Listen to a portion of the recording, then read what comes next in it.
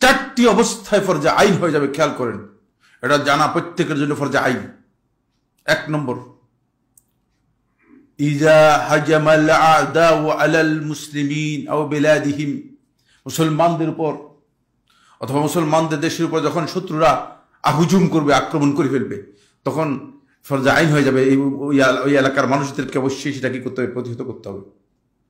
এটাকে জিহাদে দিফাই বলা হয়ে থাকে, অপরিহার্য ফরজে আইন। তখন কেউ বসে থাকতে পারবে না। তখন যদি জিহাদ না করে থাকে তারা গুনাহগার হবে। তখন হয়তো জিহাদ অথবা কি শাহাদাত, এটা হচ্ছে বিধান ইসলামের। আপনি ইসলামের মানে শুধু রসগোল্লা দিক কোনটা আছে এটা বাছাই বাছাই করে খেলে চলবে না। 2 নম্বর হচ্ছে ইজাস্তানফারাল ইমাম, যখন শাসক নাফির করবে, উনফুরু খিফাফান ওয়া সিকারা, বেরে যাও, তোমাদের সবাই বেরোতে হবে। যখন ইমামের পক্ষ থেকে নির্দেশ আসবে, শাসকের পক্ষ থেকে নির্দেশ আসবে, বেরে যাও তোমরা সবাই, তখন ফরজে আইন হয়ে যাবে। তখন আর কেউ কথা বলবে, ভাই আমার একটু সাইড করে দিতাম, আমি একটু অসুস্থ আছি বললেও সে ব্যক্তি গুনাহগার হবে। সেই ব্যক্তি ইসলামী সমাজ থেকে তাকে কি করতে হবে, বর্জন করতে হবে, বয়কট করতে হবে। এরকম ঘটনা ঘটেছে তাবুকের যুদ্ধে। 3 জন সাহাবী কি করেছেন, অলসতা করে যান নাই। হিলাল ইবনে উমাইয়া, তারপরে মুরারা ইবনে রাবিয়া, তারপরে কাব ইবনে মালিক। দেখেছেন, এই 3 জন সাহাবী যান নাই, কিন্তু তাদেরকে আল্লাহ রাসূল সাল্লাল্লাহু আলাইহি ওয়াসাল্লাম বয়কট করে দিয়েছে। অথচ তারা মুনাফিক ছিল না, কারণ রাসূল সাল্লাল্লাহু আলাইহি ওয়াসাল্লাম বলেছেন বের হয়ে যাও, বের হয়ে যাওয়ার কথা ছিল। এটা 2 নম্বর। 3 নম্বর যে ইজাল তাকাল জাহফান, যখন 2 দল মুখোমুখি হয়ে যাবে, তখন সেখান থেকে তাওয়াল্লি জাহফ, মানে সেখান থেকে আপনি মানে পশ্চাৎপদ করবেন, পিছনে ফিরে যাবেন, পালিয়ে যাবেন, হারাম। তখন ফরজে আইন হয়ে যাবে জিহাদ। কাফেরদের বাহিনী আর মুসলমানদের বাহিনী মুখোমুখি হয়ে গেছে, এখন যুদ্ধ অবধারিত, যুদ্ধ করতেই হবে।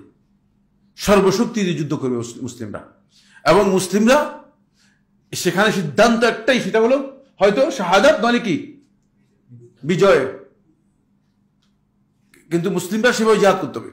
4র্থ হয়েছে ইজা দাআতিল হাজাতু ইলা মুসাআদাতিল মুসলিমিন, যদি মুসলমানদের সাহায্য করার প্রয়োজন হয়, একটা মুসলিম অঞ্চলের মধ্যে তাদের সামর্থ্য নেই, তারা পারতেছে না,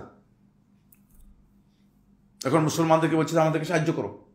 যেমন বর্তমান যে ফিলিস্তিন, এই ফিলিস্তিনের মুসলমানদেরকে জিহাদ এবং সাহায্য করা ফরজে আইন আমাদের উপর। কারো কারো চোখ তোকে একটু এলোমেলো হয়ে যাচ্ছে, বলছে কি বলতেছেন, হ্যাঁ ফরজে আইন, কিন্তু আমরা এই ফরজ আদায় করতে পারবো না। তার কারণ হচ্ছে আমাদের যাওয়ার কোনো ব্যবস্থা নেই, আমরা রাষ্ট্রের গোলাম। রাষ্ট্রীয় যে বাউন্ডারি তৈরি করেছে, এই বাউন্ডারিতে গোলাম আমি, আমাকে পাসপোর্ট দিয়ে আটকায় রেখেছে, এখানে আমি যেতে পারবো না। আমরা রাষ্ট্রের মধ্যে কিসের মধ্যে আছি, আরেকটা জেলখানার মধ্যে আছি, রাষ্ট্রের জেলখানার মধ্যে আমরা আছি। এই জন্য এর সকল দায়িত্ব রাষ্ট্র সরকারকে বহন করতে হবে, এবং সরকার যারা রয়েছে তারা হয়তো তারা ব্যবস্থা করবে, অন্যথায় তারা আমাদেরকে যাওয়ার জন্য ব্যবস্থা করে দিতে হবে, অন্যথায় তারা এই হারাম কাজের জন্য গুনাহগার হবে। আমরা এই গুনাহ থেকে বেঁচে যাচ্ছি শুধুমাত্র এই কারণে, যেহেতু রাষ্ট্র আমাদেরকে গোলাম হিসেবে আটকে রেখেছে। আমরা রাষ্ট্রের এই পাসপোর্টের কারণে আটকে গেছি, আমরা যেতে পারবো না, আমাদের যাওয়ার কোনো সক্ষমতা নেই। আপনি বের হতে পারবেন না, আপনি যে দিক দিয়ে বেরোন গুলি করে বেরিয়ে ফেলবে। ইন্ডিয়া দিকে গেলে তো গুলি নিশ্চিত, আপনার বঙ্গোপসাগরের দিকে যদি যান তাহলে সমুদ্রের মধ্যে মৃত্যু নিশ্চিত।